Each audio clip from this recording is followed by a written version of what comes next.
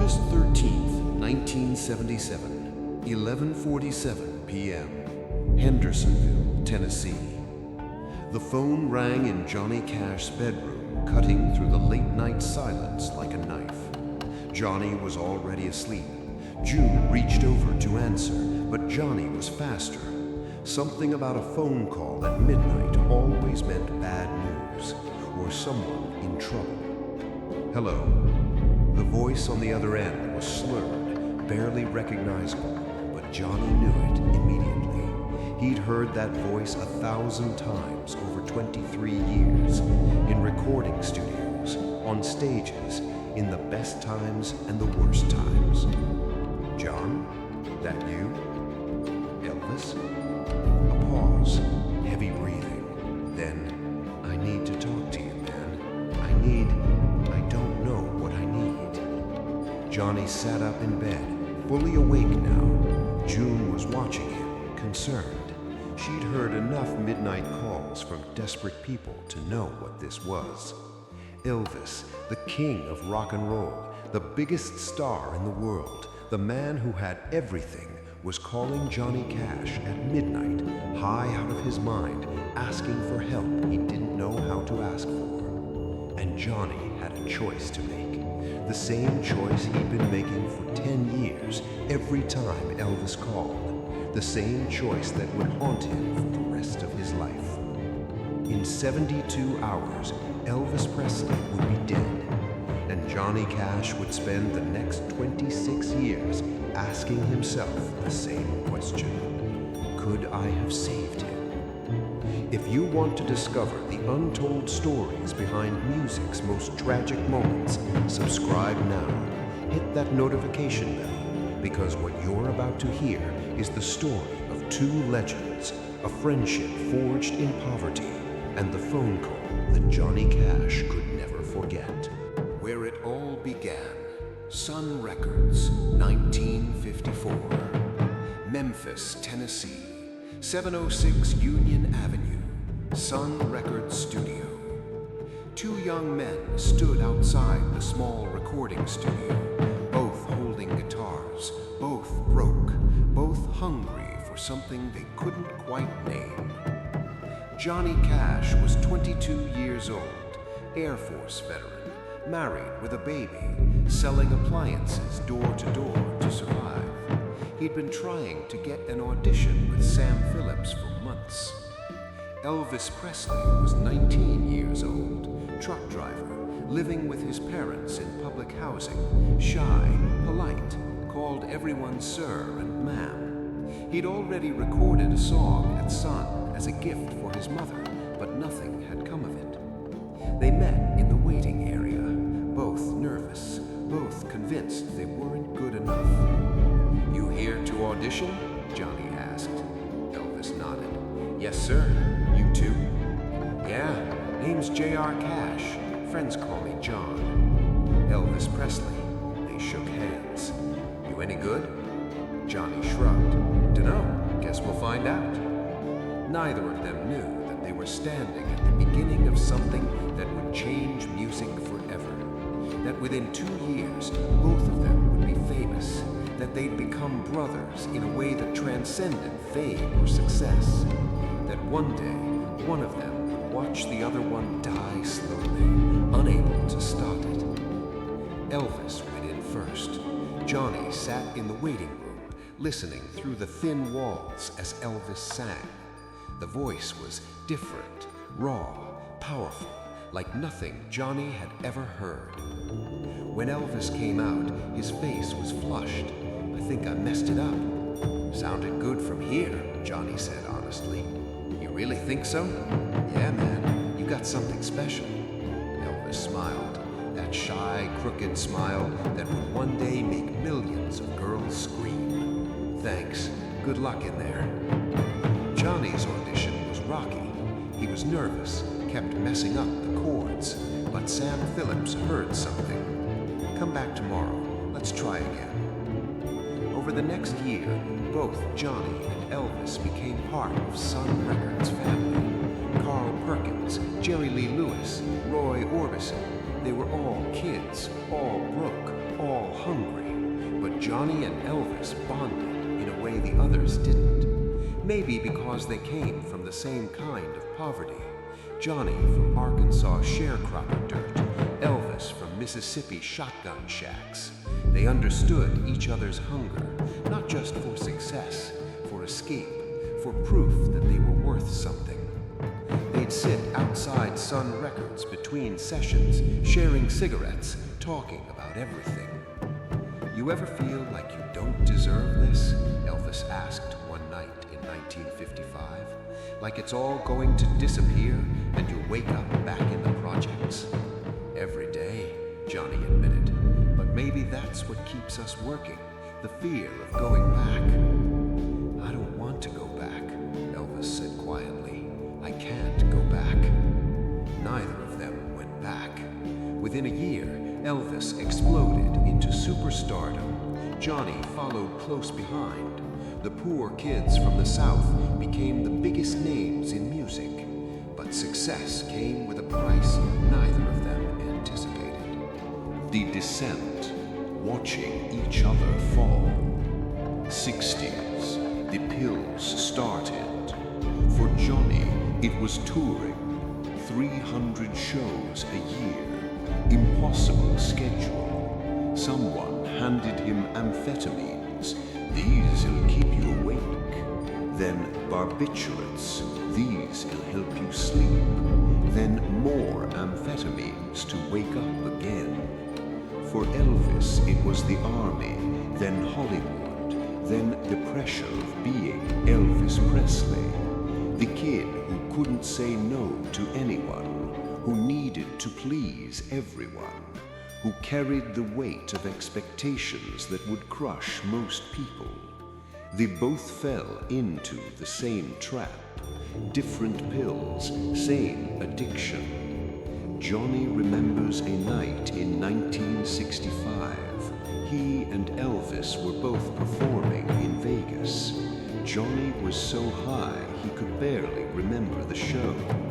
Afterward, he found Elvis in his dressing room, also wrecked on pills. They looked at each other, two successful men, both dying, and laughed. "We're idiots," Johnny said. "The biggest idiots in show business," Elvis agreed. They thought it was funny then. Two friends sharing the same nightmare, the same spiral. At least they weren't alone. But by 1967, it stopped being funny for Johnny. He'd crashed his car, nearly died in Nickajack Cave, destroyed his first marriage, alienated his children. He was standing at the edge of the abyss, and June Carter pulled him back. June gave Johnny an ultimatum: get clean or lose me. Johnny chose June, chose life, went through the agony of withdrawal, and by late 1968, Johnny Cash was sober. One of the first calls he made was to Elvis. I did it. I'm clean. No more pills." Silence on the other end. "Then that's great, John. Real happy for you. You should try it, man. You don't have to live like this." "I'm fine," Elvis said quickly. "I got it under control." "That's what I said, too, for 10 years. I'm fine, John." Johnny heard it in his voice, the defensiveness, the fear. Elvis wasn't ready, maybe wouldn't ever be ready. "Okay," Johnny said, "but if you ever need help, you call me, anytime, day or night, I'll be there." "Thanks, brother." But Elvis never called, not for help, not for real. The King's Slow Death. 1970 to 1977, Johnny watched from a distance as Elvis disintegrated. The Las Vegas residencies, where Elvis performed twice a night, 7 days a week, for months at a time.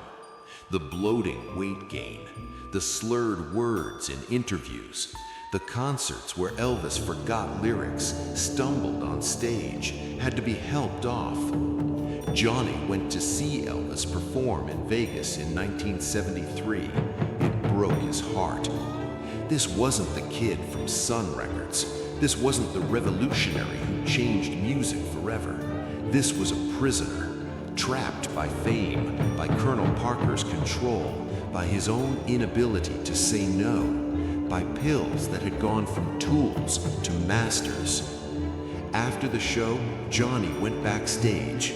Elvis was in his dressing room, surrounded by hangers-on, the Memphis Mafia, yes men, people who enabled him because their livelihoods depended on Elvis staying Elvis. "Can I talk to you alone?" Johnny asked. Elvis waved everyone out.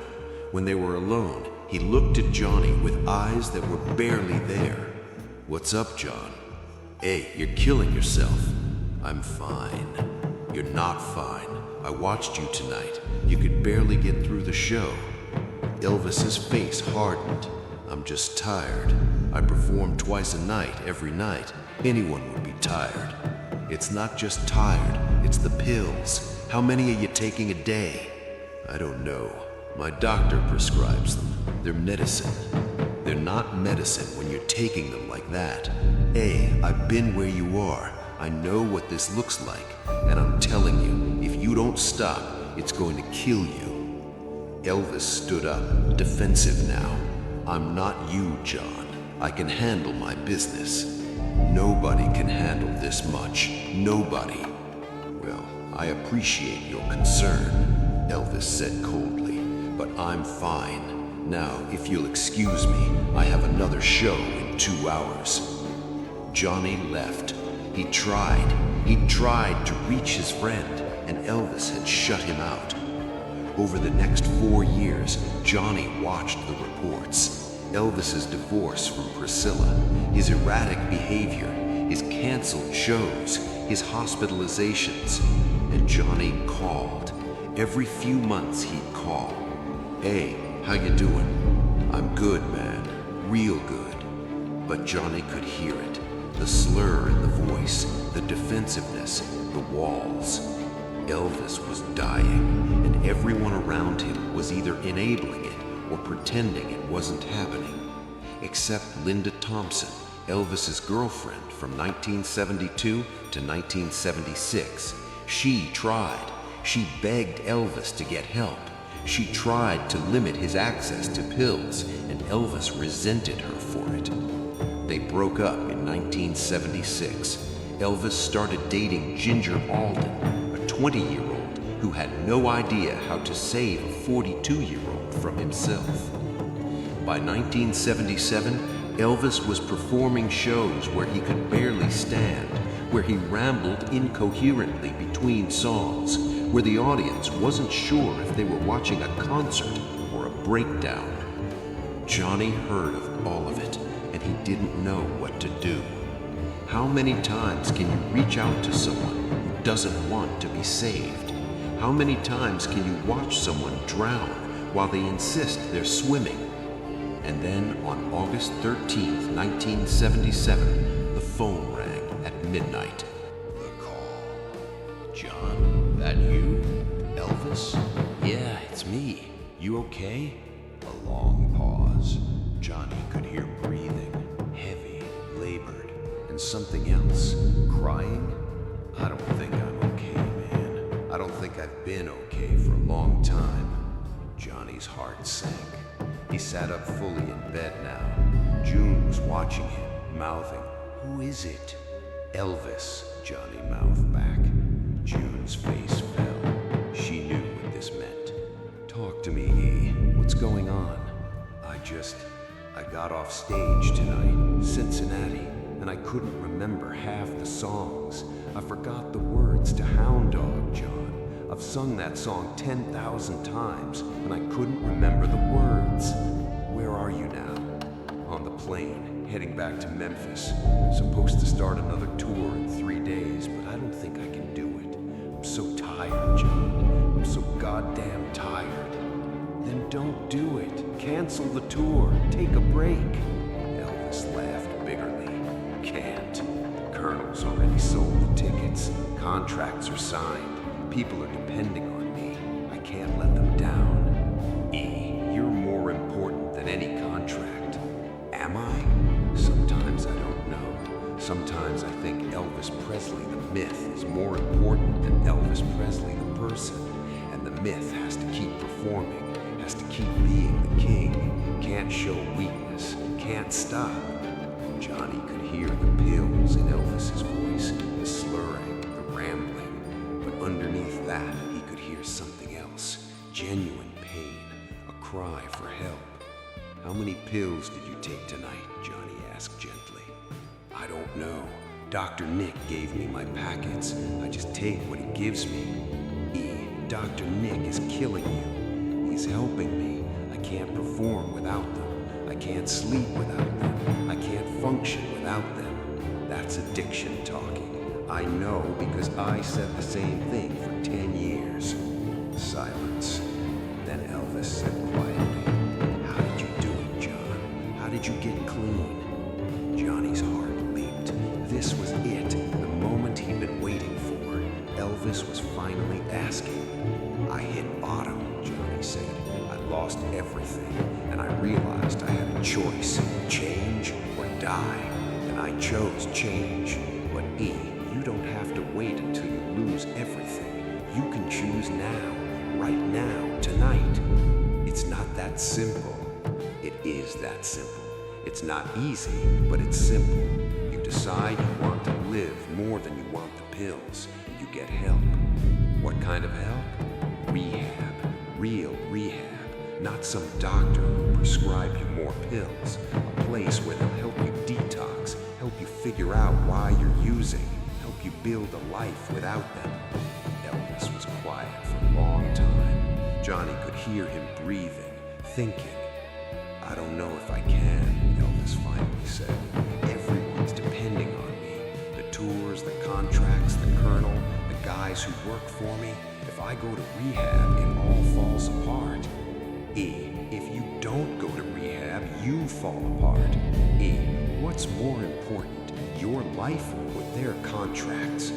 I don't know anymore. Johnny felt tears forming. His friend was right there, right on the edge of asking for real help. One push, one right word. Come to Tennessee, John said. Tomorrow. Cancel the tour. Fire the Colonel if you have to. Come stay with me in June. We'll figure this out together. You don't have to be Elvis Presley for a while. You can just be my friend who needs help. Silence. Johnny waited. This was the moment. Elvis just had to say yes, just had to take one step towards saving himself. I can't, John, Elvis finally said, his voice breaking. I want to, John. God, I want to, but I can't. Not right now. Maybe after this next tour, maybe in September. I just need to get through these next few shows, and then I'll come. I promise. Johnny closed his eyes. He'd heard this before. The promise of later, the impossibility of now. E, you might not make it to September. Don't say that. I'm saying it because it's true. You're killing yourself, and if you don't stop now, there won't be a later. I'll be fine. I just need to get through this tour, and then I'll deal with it. I promise, John, September. I'll come to Tennessee, and we'll figure it out. Johnny knew he was losing him. He could feel Elvis slipping away, back into the denial, back into the pills, back into the machinery that was eating him alive. Okay, Johnny said, defeated. September. But E, if you need me before then, if things get bad, you call me anytime, day or night. I'll drop everything. You hear me? I hear you, brother. Thanks, I mean it. Thanks for being there. I love you, E. I love you too, John. The line went dead. Johnny sat holding the phone for a long moment. June put her hand on his shoulder. He's not going to make it, is he? June asked quietly. No, Johnny said. I don't think he is. August 16th, 1977. 3 days later, Johnny was on his tour bus somewhere in Ohio when June came to him with a phone. John, it's your manager. He says it's urgent. Johnny took the phone. Yeah. Johnny, I need to tell you something. Elvis Presley died this afternoon, found dead at Graceland. They're saying heart attack. The world stopped. Johnny handed the phone back to June without saying anything. He walked to the back of the bus, sat down, put his face in his hands, and he broke. June found him 20 minutes later, still sitting in the same position, tears streaming down his face. He called me, Johnny said, 3 days ago. He called me asking for help, and I let him go. John, you did everything you could. I could have done more. I could have gotten on a plane, gone to Memphis, physically dragged him to rehab. I could have saved him. He wasn't ready to be saved. He called me, June. He was reaching out, and I let him hang up. I let him get off that phone and go back to the pills. 3 days. He lived 3 more days after asking me for help, and I did nothing. June held him while he cried, while he broke under the weight of what he hadn't done, what he could have done, what he should have done. The funeral was massive. Thousands of people lined the streets of Memphis. Johnny stood with the other pallbearers, friends who'd known Elvis when he was just a kid with a dream. But all Johnny could think about was the phone call, Elvis's voice. How did you do it, John? How did you get clean? And Johnny had told him, had given him the answer, had offered him a lifeline. And Elvis had said, I can't, not right now, maybe after this tour. But there was no after, there was only now. And now Elvis was in a casket. The guilt that never ended. 1977 to 2003. 26 years, Johnny Cash carried the weight of that phone call for the rest of his life. In interviews, when people asked about Elvis, Johnny would talk about their friendship, their early days at Sun Records, Elvis's talent, his kindness, but he never talked about the phone call. Not publicly, only to June. Only in the middle of the night when the guilt became unbearable. I should have saved him. John, you tried. For years you tried. I should have tried harder. In 1985, Johnny wrote a song called The Night Hank Williams Came to Town. It wasn't really about Hank Williams. It was about Elvis, about watching a friend self-destruct, about the guilt of surviving when others don't. The lyrics included, some say he's better off this way, at least the pain is gone. But I think about the nights we talked, and I wonder what went wrong. People thought it was about Hank Williams. Johnny never corrected them. In 1994, Johnny gave an interview where the reporter asked, do you have any regrets in your career?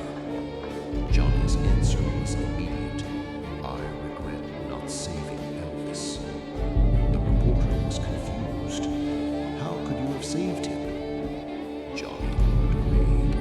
I don't know, but I should have found a way. In 1997, on the 20th anniversary of Elvis's death, a journalist asked Johnny, what do you think Elvis would be doing now if he were still alive? Johnny was quiet for a long time. Then, I think he'd be sober. I think eventually he would have hit bottom enough to make the change. I wish he'd gotten the chance. June knew the truth, knew that Johnny replayed that phone call in his mind constantly, changed the script, imagined different responses, different outcomes. In the fantasy version, Johnny says, I'm coming to get you, right now, stay where you are. In the fantasy version, Johnny gets on a plane, goes to Memphis, physically removes Elvis from Graceland, from the enablers, from the pills. In the fantasy version, Elvis lives.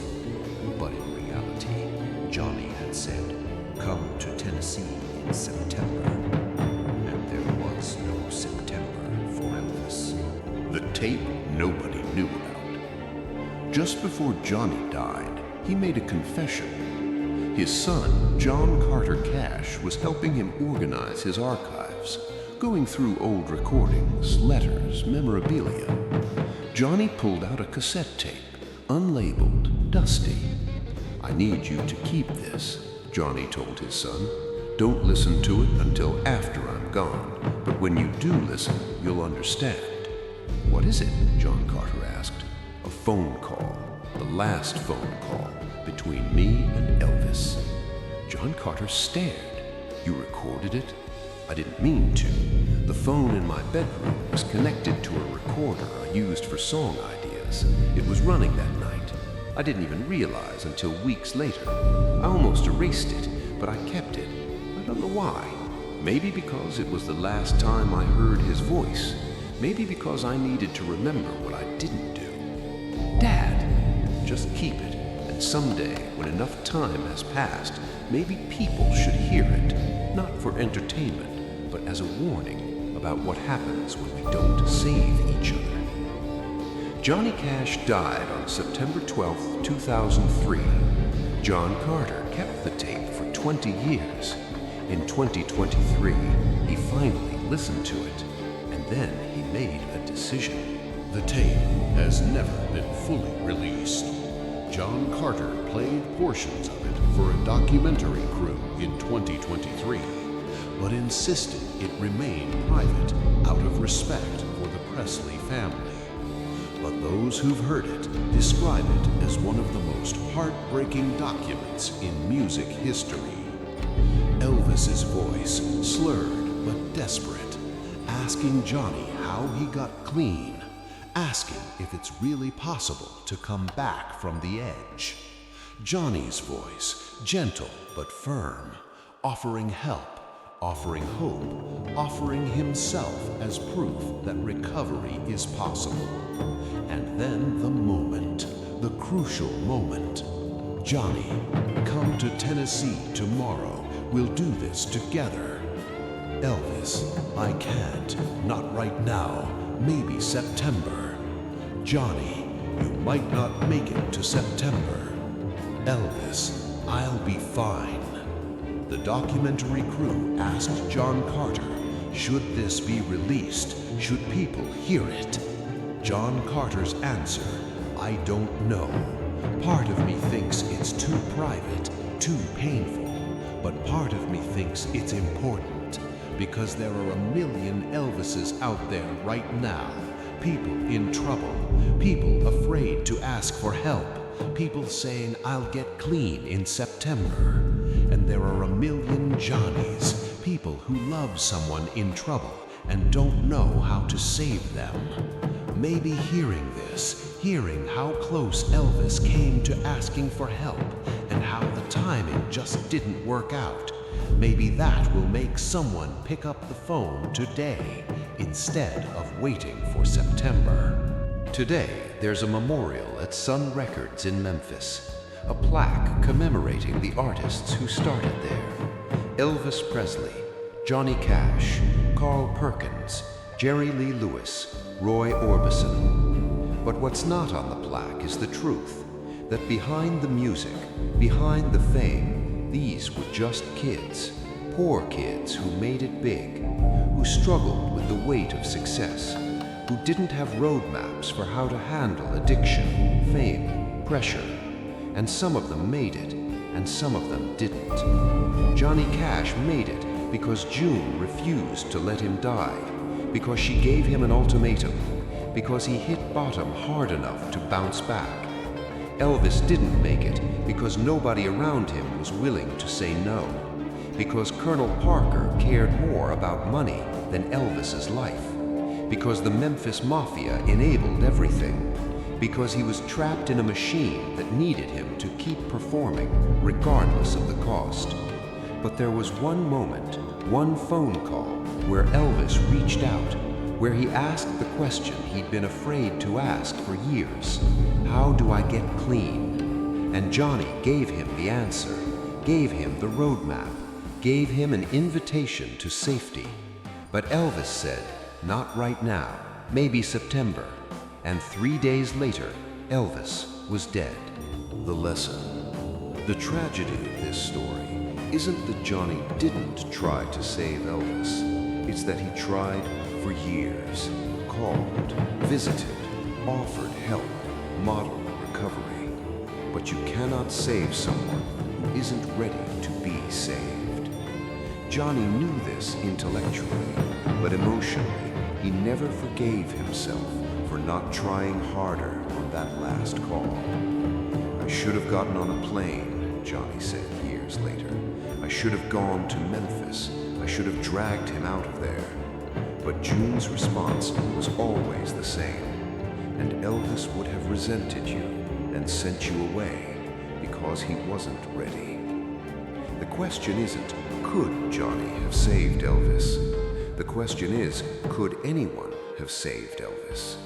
And the honest answer is no, not until Elvis was ready to save himself. But that doesn't make it hurt less for those who loved him, for those who watched him die slowly and couldn't stop it. August 13th, 1977 was the last time Johnny Cash heard Elvis Presley's voice. 3 days later, the voice was silenced forever. And for the next 26 years, Johnny replayed that conversation, searching for the magic words he should have said, the perfect intervention that would have changed everything. But there were no magic words, just a friend asking for help, and another friend offering it, and the cruel reality that sometimes even love isn't enough. If this story broke your heart, if you're watching someone you love self-destruct, if you're the person who needs to ask for help, subscribe, share this, comment with your own stories of loss and recovery. And remember, September might never come. If you need help, ask now. If someone needs help, offer now. Don't wait, because we only have now.